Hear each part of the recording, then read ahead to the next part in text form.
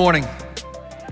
This past week, we were able to take some time as a staff. We are from our Leland location, and from here, we all gathered at the Leland location and spent the day just kind of reassessing, kind of coming to the end of a ministry season. It's one of the things that happens around here, as you saw earlier. You know, a lot of school years coming to an end, high school, middle school seasons coming to an end, the college overflow season or college seasons coming to an end. Kind of getting ready to reset for summer, a lot of things that go along with that. So we take some time to kind of get together. This year we spent a lot of time just kind of reflecting on where we are, where we've been, what God's been doing, and really preparing ourselves just as individuals in our character and where we are for the work that is ahead. And one of the things that was most exciting to me about it was, this has been happening more and more over the last couple years, but we've got some great leaders and really capable people on our staff. And so this year I got to participate in the staff retreat. It was put on by Clay and Carson and Laura Lynn, and it was a tremendous, and Don Brown was also involved. It was just a tremendous encouragement to me to just see how God is continuing to build us together. And that's really what it felt like. It was a together piece. I want to invite you guys into that, because there's a couple of things that we picked up on, or I picked up on. I want to kind of inform some of what I want to talk about today. If you've been around Port City for very long, you'll know that I often draw, human beings, not stick figures, but I draw these little heart people. Y'all seen this before? Okay. I can't do it as good with the iPad as I can with my little chalk markers, but that's all right. And so part of what we want to explore is, particularly for our purposes today, is how is it that we are connected together? What are the things that connect you to other people? And the reality is there are tons and tons of things that we connect around. We connect around sports and sports team. If you're a golfer and someone talks about golf, you're gonna have like a 30-minute conversation about whatever, right? I'm just kidding, I don't love golf. But or surfers or anything else. And if we connect around sport, we connect around politics, we connect around common interests, things that we're like working together. One of the things that we've found around here is it's really easy to connect around the ministry that we do, because that's what the most demand is. You can just connect around the ministry that we do. One of the things we have around here is that our ministry has to flow from our walks. This is a very embodied thing. We're not first and foremost functional people who do ministry at a church. We are first and foremost followers of Jesus. And so we are learning to connect and to relate to one another around that, to create these connections. And that becomes sort of the second idea, is what is it we not only connect around, but what is it that we connect upon? What is it that we build these relationships upon? And so part of what I'm sort of proposing or putting forward is this idea that I've said this, and this is from the last few weeks, is that God's love is the only sufficient source for human relationships. The connection points, the connection that we experience, the most stable and really the only sustainable, is that we are first and foremost loved, and then we can sort of bring that, we can bring that and then offer that to another, and to create that place. And then this foundation that we rest upon is this way in which we can interact in those ways when things don't go like they're supposed to, when people aren't perfect, something that can absorb the weight of what is required for humans to relate to one another. Because we're not perfect, and we do things to one another, and we get our feelings hurt, and we hurt other people's feelings, and all these things happen, and there needs to be something underneath it that holds that.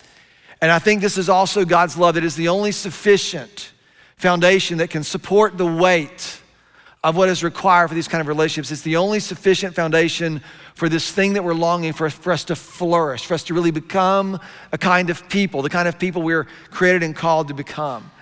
And so we looked at this over the last couple weeks when we first started this series. When I brought up the little iPhone, the first iPhone, you remember this? Seems like it was like 4 years ago. Romans chapter 5, we read from this passage. And it says, therefore, since we've been justified through faith, like we've been forgiven, we've been made right, we've talked about this. We have peace with God. We have this shalom. We are rightly related to him through our Lord Jesus Christ, through whom we have gained access. So now this way of life, this rightly related place is now accessible to us through what Jesus Christ has done. And he says we're brought into this grace in which we now stand. So there's this justification, we're made right, we are forgiven, and now we because we're forgiven, we now have peace with God, and we've been brought into this grace in which we now stand. So I took my journal out, and I was trying to figure out how to describe this. And so we're sitting here, I'm gonna make it a little bit bigger. And so we're sort of outside and trying to figure out how to get into this place, get on what God wants. And then he just says to us, it is by grace that we have peace with God, we've been justified, we've been forgiven, and now we have access into this grace in which we now stand. Do you see that? I want you to feel this, because this is really important for us to have a visual for what this looks like, how we're gonna actually live our lives. We now have the capacity to be rightly related to God. And he's ushered us into this place, into this foundation that can actually support the weight of what that will look like or feel like. And part of what I've been trying to explain is we use words, particularly in church, we use words like righteousness and peace and you know, the word peace we're translating from the old idea of shalom, which is not just the absence of conflict, but it's the fact that things are rightly related, that things are the way they are supposed to be. And then we get sort of moved back in this new covenant word of righteousness. It's through the Old Testament as well, but in the new covenant, it's the Greek word dikaiosune, which is not just that you're moral, it's more than that, it's an essence. There's a rightness, and these are all deeply relational words. And I keep kind of beating this drum because in our modern American Western culture, we are so consumed and you know, justifiably so, with just our own individual way in the world. And so we just don't have a lot of vocabulary or even a lot of imagination for what it means to be rightly related to people or to others. And so I'm trying to help us understand this.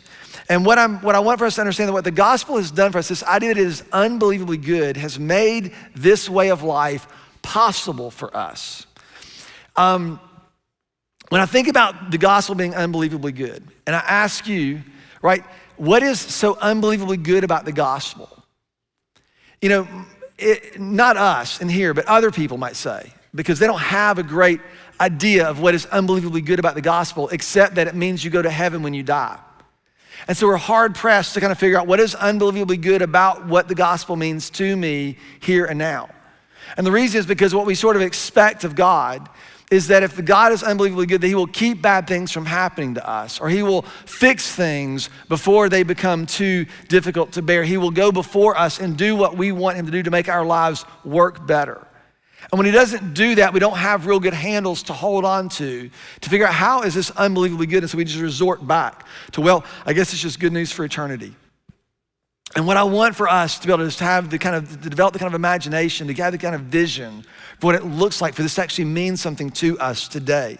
That we have peace with God. We have been forgiven. That is a real state. And this pervasive forgiveness is not permissive. It doesn't mean that because you're forgiven, you can just do what you want to do, but rather it means that you now have the freedom to live rightly related to God. Forgiveness is the restoration to a right relationship, or the potential for it. When someone is forgiven, when you forgive another person, it is not just that they are no longer mad at you. It actually moves us into this idea of reconciliation, where we now have the opportunity to live rightly related to one another. And that's where the work needs to be done. That's where the work gets done. It's the same thing that's true for us as followers of Jesus. It's hard to believe that God can forgive us so universally, at least for me it is. But it is that sense that once I can reckon that, it's okay, God, I am forgiven. It's now, how do I not take advantage of that and just do what I want to do, but how do I learn to live and steward this really well? How do I learn to live in this grace in which I now stand? So this idea we've been talking about, we started this series with this, right? We have peace with God. And out of this idea that we have peace with God, we want to learn how to be really radically honest with ourselves. We want to have truth in our innermost being, to be taught wisdom there. We want to develop wholeness. That we then sort of find a place where there's a sense of peace within. That these relationships are being reconciled. Peace with God, peace within ourselves, and therein is our only hope for having peace with one another. To have peace with one another is really difficult work. Y'all know that, right? It's hard. And so we're learning to build our lives upon this trusted foundation of grace. We're learning to build our lives on this. We're learning this because it doesn't come naturally. It's not our natural instinct.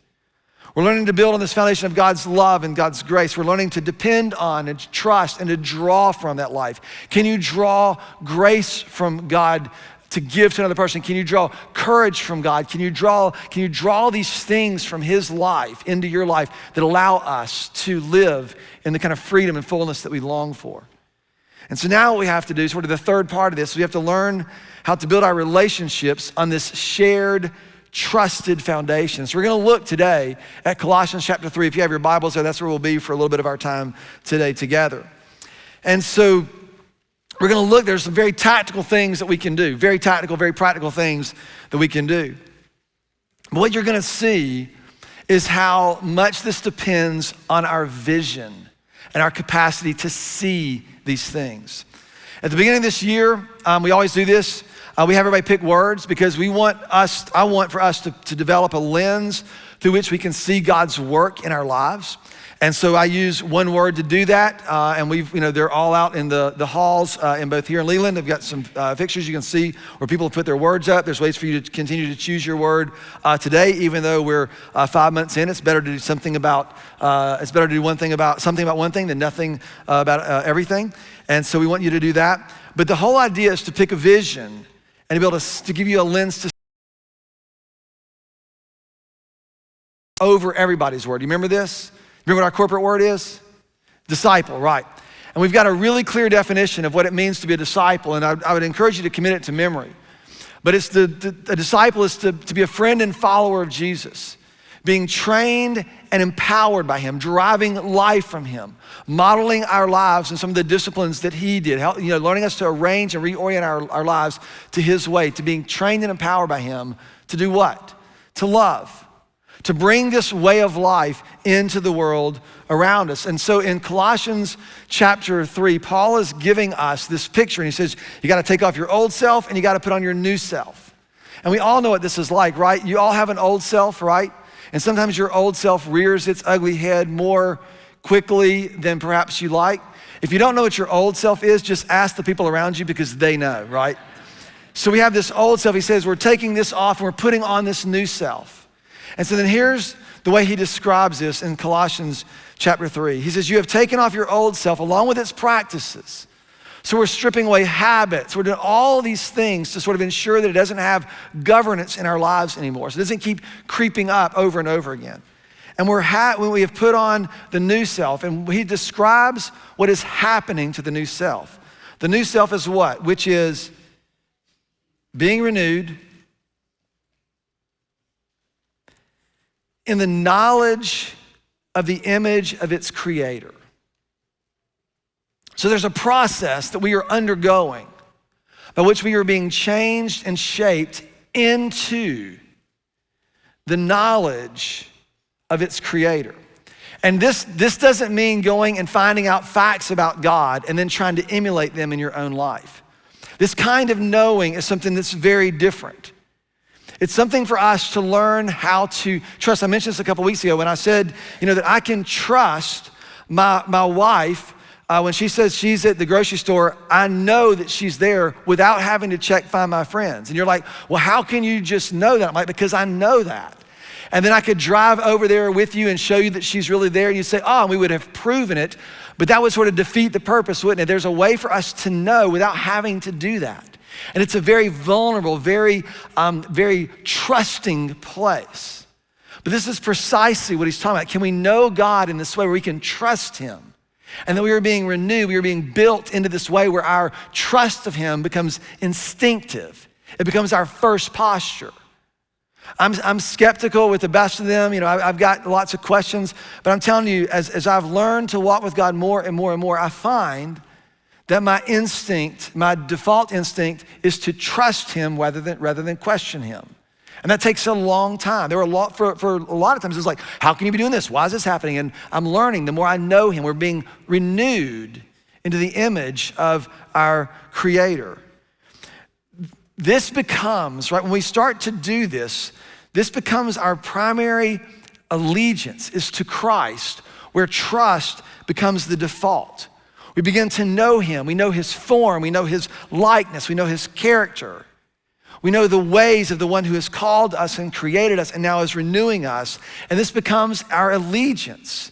And it establishes among us a common identity that we share, something that we can gather around and something that we can build upon. It is a personal relationship with corporate implications. What most of us think by default when it comes to spiritual formation or personal growth or any of these other things, that somehow if we can just create the right systems, the right content, the right steps, and if you can execute on those steps and on those principles, voila, you'll get the right kind of people, then everything will work. But that's not how this works. This has to do with you and me, and it has to do with our willingness to live before the Lord, to give our allegiance to him, and to be willing to become the kind of people for whom this work gets done through. And this is a tall order. And I'm very fortunate in the history of our church. I've had people, I'm very fortunate in my family. My wife and I share a very deep relationship in that sense. There's just no secrets. It's produced a great deal of connection and closeness over 30 years. I'm fortunate that I've been in the trenches with people on our staff for 20 plus years who know me really well, who aren't yes people, but they are in my business. I let them in my business. I'm in their business. We've learned to navigate these things together because we've got to be willing to become the kind of people who can be trusted and trustworthy. This whole thing that we've been given is not something that we deserve. It's something we've been entrusted with. This way of life has been entrusted to you and to me. And so we hold a measure of responsibility for how we steward this well, the way we do the proper, or we spend the amount of time like doing our own gut checks and really introspection and reflection that we just don't have the time to do. And so this is where I left off last week. I want to remember this because he says that, this is about being a doer of the word and not just a hearer. And this isn't about just finding the right commands and then executing on them. Because he goes on and says, if you look into if you're only a hearer and you don't do anything about it, you're like the man who looks in a mirror and doesn't do anything, goes away and forgets themselves. And this last line is what I wanted to launch from today. In verse 25, he said, but whoever looks intently into the perfect law that gives freedom and continues in it, not forgetting what they've heard, but doing it, will be blessed in what they do. And what he's talking about here, we think that like this perfect law of freedom, I think is really gonna be, I'm gonna try to make this case a little bit more strong in a minute, but it's not just all the laws you gotta keep in the Bible. It's the message, the law of perfect freedom is the law of forgiveness and reconciliation that Jesus came to demonstrate and to do for us. Whoever learns to live and continue in this way will be blessed in what they do. And this does not mean things are gonna work out for you. My mind, right, when I read that verse, my mind immediately goes to Psalm 1. It's a passage I memorized as a kid. It's blessed is the man who does not walk in the path of sinners or stand in the way of the wicked or sit in the seat of scoffers, but his delight is in the law of the Lord. And in his law, he meditates both day and night. I remember always trying to think, how do I meditate on this day and night? What am I supposed to be meditating on? Is it just the 10 Commandments? What is it? I've come to understand, at least the way I interpret it now, is I'm meditating on the law of love. Like that's on, Lord, let me love the Lord my God with all my heart, with all my soul, with all my mind, with all my strength, and let me learn to love other people out of this same place. When Jesus talked about blessed, he said things like this: blessed are the poor in spirit, for they shall be called children of God. Blessed are those who mourn, for they shall be comforted. Blessed are the merciful, for they shall receive mercy. Blessed are those who hunger and thirst for righteousness. And we read this like it's like a pep talk at halftime before the second half of a big game. Like you gotta hunger for this. No, this is about starvation and desperation. To hunger and thirst, that if we don't have the righteousness of God, we don't have the life that we need. Blessed are those who are pure in heart, for they shall see God. They shall be opened up to these things, that we get our desires and our motives and these things aligned and brought before him to be seen. Once we learn how to sort of find our own footing, what most of us think is, whew, got my footing, now everything's fine, right? Let's go back to my little chart. It's like, I'm in grace, I'm good, now I can live my life. And the reality is we have to learn how to share this with others. And so here comes the hard part. We'll give us another little person here. What happens when someone else stands in the same place that you are or on the same foundation you are? I can tell you what happens. It's annoying. Because they now have opinions. They now have ideas. Nobody knows this, right? We think it's like me getting my little foundation in my space and you getting your little foundation in your space and we can just connect them together with some kind of mechanism. No, we're standing on the same space in the same way. This is the intent of the gospel, to create a people, to bring us together in this ways. As God builds into this world a people who bear his image and bring the influence of his love into the world that serves as a force for redemption so that others can receive his love and find forgiveness and then join us on that same foundation and mess everything up all over again. Like this is what we're going. We have to learn how, there's work to be done. And this is exactly what Paul says next. He says, we learn how to share the space and this foundation. Here's what he says. Verse 12 of chapter 3. Therefore, as God's chosen people, we are holy, we're set apart, we are dearly loved. He says to do what? Clothe yourselves. This is a metaphor, you know this, right? He's like giving us something, and this is the same way. In the morning you get up, you pick out something, you put it on, you look in the mirror, you see how it's doing. I mean, does this look like it's supposed to look? Are my buttons straight or whatever it is that you do or don't do in the mornings? Right, he says to clothe yourselves. He's talking about a very intentional act, something that we are to do regularly, to clothe yourselves. And then he gives us a list with compassion and kindness and humility and gentleness and patience. This sounds a lot like the other list that you find in Paul's writings when he talks about the fruit of the Spirit. The fruit of the Spirit is love, joy, peace, patience, kindness, goodness, faithfulness. When he talks about these attributes of love in 1 Corinthians 13, that love is patient and love is kind and love is not jealous. These sound very similar. He says now he's just using a different metaphor. You gotta clothe yourselves with compassion. You gotta be willing to suffer with another person. You gotta clothe yourselves with humility, coming in, considering other people more highly than yourself. This is all the language of the scriptures. And he goes on and he says, and you have to just basically put up with each other. Put up with each other and forgive one another. If any of you have a grievance against someone, you've gotta learn to live in forgiveness as those who are forgiven. And I understand the catch here. I understand the hesitation because we think if we forgive other people, they're just gonna keep doing what they always do and take advantage of it. Isn't that the fear? And what is dependent upon this is when we show up clothed, each of us, all of us in this way. And if you think about it, do you know why you have to show up clothed with patience? Because someone else is gonna show up and they're not clothed with patience and you're gonna have to be patient with them. And something has to happen in that place that says, oh yeah, put your jacket on, dude, right? You gotta remind them. Because the only way this works is if we learn how to share this space together. But this is the calling of what it means to follow Jesus, to be a disciple of him.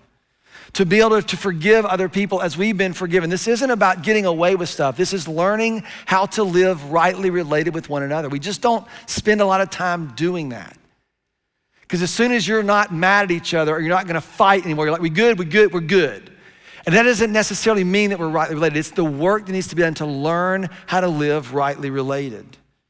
Forgive as the Lord who forgave you. And then over all these virtues, put on love, he says, which binds them all together in perfect unity. This is what brings the whole thing together.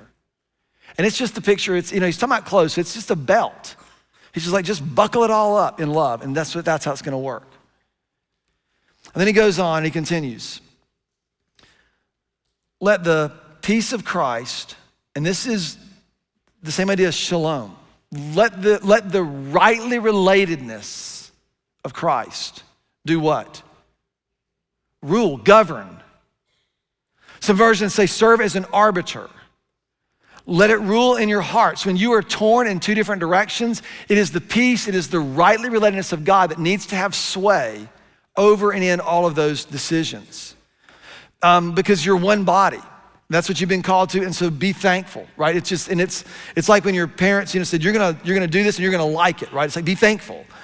And it's not quite the same way. I think it's a call for us to resist entitlement. We don't deserve things, so we come in with this posture of gratitude and we work together in this. And then he adds another one, so you have the peace of Christ. Then he says, let the message of Christ. Let it do what? Let it dwell among you richly. What is the message of Christ? The logos of Christ. What is the message? Yeah, I think it's that we love God, we love one another, right? It's that idea, that law of love, this reconciliation. And it needs to reside among us. So it's these two things. It's the peace of Christ that rules in our hearts. It's the message of Christ that sort of serves as the space in which we live. He's painting this picture for us. And this peace and this message provide for us a foundation for how we're going to live together and how we're going to live in this world. Right? This is not easy. This is not quick. It takes tremendous discernment and it takes tremendous courage. But it also is the way in which we learn to navigate the complex issues that we face in the world. We're going to get to that in a couple of weeks. But there's two things if you're going to do this well. Number one, it takes great inner work. You've got to be willing to sit down and wrestle things out with God. But it also takes a cooperation with other people. You got to be willing to let other people into your life. You got to be willing to have conversations to be able to both give and receive. And you have to have relationships where there's accountability and there's deep connectivity and you're building on this foundation that is Christ. It takes tremendous courage, vulnerability, willingness to be, known in order to live like this. So this getting ready and getting dressed, you're waking up every day and you're not just getting ready to go to work. Or you're not just getting ready to do your whatever your vocation might be. We're gonna talk more about that next week. But you're primarily getting ready to live as those who've been rightly related to God. Your first task is to prepare to live in the relationship from which every other relationship will flow. That you'll have peace with God. You'll find a sense of peace within, and then becomes our only hope from which we can have peace with one another. And this is our calling as a disciple, to be a friend and follower of Jesus, to be trained and empowered by him in order for us to bring this to bear on the world around us. We talk about this around here. We say that love is the gift of self.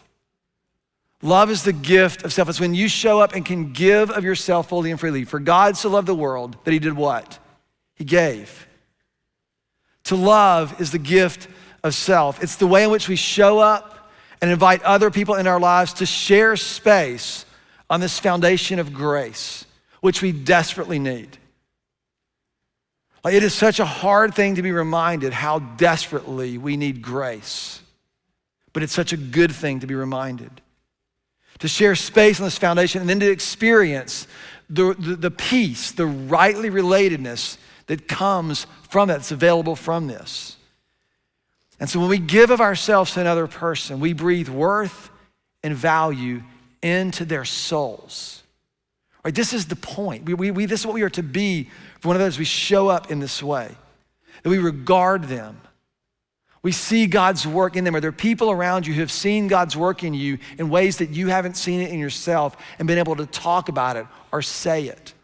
Are there people who saw things in you that encouraged you in places when no one else saw it? This is what we need to be for one another. That's happened to me. Places where you can be challenged.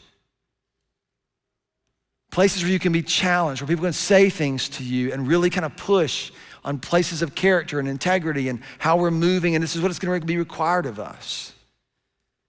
It's for us to be known and for us to be loved, to learn how to live in and from this place. And the experience of love requires trust.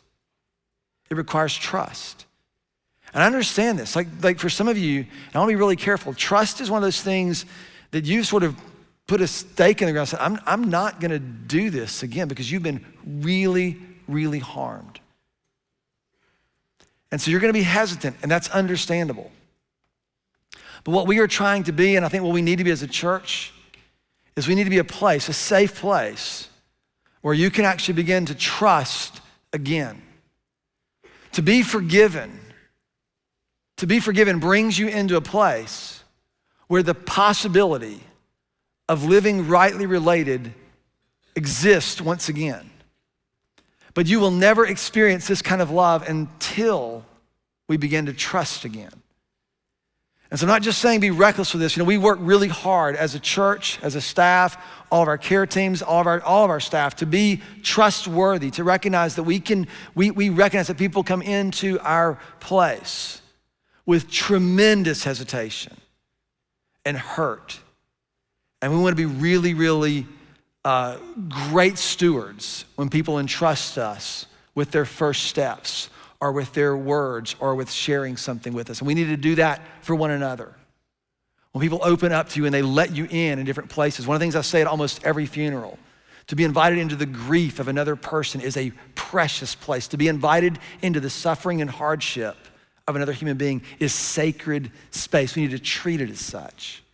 We need to clothe ourselves with humility and compassion and kindness, to enter into these places with great care and sensitivity and discernment. Lord, what are you doing here?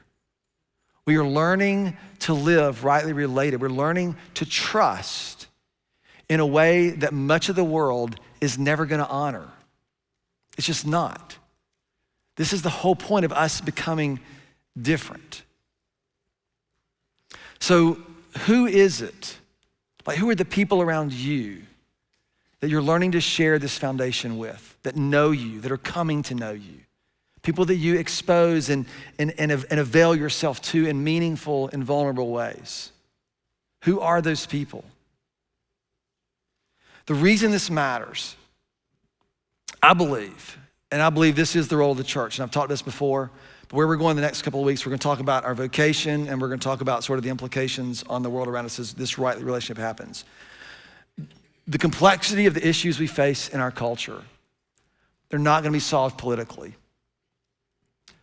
They're gonna be solved, they're gonna require redemption, and redemption is always relational. It's never not. It's not legal, it's not political, it's not social, it's relational. And so what we're going to have to position ourselves for and ask God for imagination for is, how do we learn to see redemptive activity? How do we learn to act redemptively in all the thousands of ways that we interact in the world? And this is gonna require radical cooperation, a willingness to do things together. And that's not gonna happen unless we trust, which is not.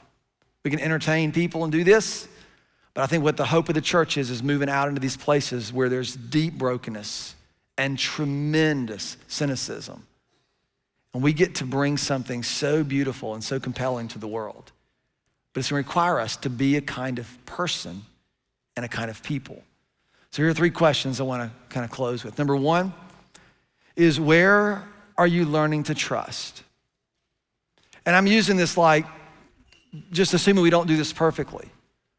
I assume that no one in here trusts perfectly. Maybe you do, and then you can just ignore this message. But where are you learning to trust? Where are you opening up to find it to be more and more good for you to trust God or another person? Number 2, where are you still unwilling to trust? I think this is a valid question. Some of you will feel guilty for even asking it or admitting it, but you don't need to. It's for you to be able to sit down and to consider, where are you still unwilling to trust? Where is it hard for you to trust? Because I'm telling you, there's reasons, probably good ones.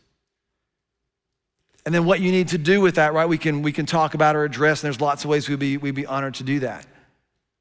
But when you open up your journal and you start to write in it, like you all do, right? I would wrestle through these questions. The last question is this: what might you contribute to someone's capacity, to their ability, or their willingness to trust? You realize every day we see people that you interact with, and we're moving because we got things to do. And we run right past so many things, and sometimes we never even understand what we might have contributed to someone. Like, we just don't know. So it's worth asking the question to wake up in the morning and to clothe yourselves. You're gonna clothe yourself to go to work. So let's clothe ourselves to be rightly related to God, and to learn to be rightly related to ourselves, and then to avail ourselves to what he might be doing in the world around us with humility and compassion and kindness and patience.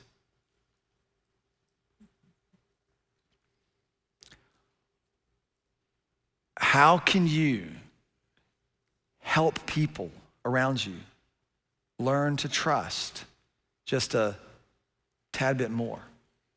Their capacity, their willingness, their ability. This is where peace with one another begins to really find its roots, from which we can become the kind of people that I think God intends for us to be. Sounds like a piece of cake, doesn't it? Perfect. Father, we need your help. We are busy and we are often consumed with so many things. Would you just remind us in the mornings to get dressed, to clothe ourselves with humility, compassion, kindness, patience, and over all of these put on love. That we would dress ourselves to live out this rightness that we have been given. Would you teach us to trust you and to learn to build trust with one another?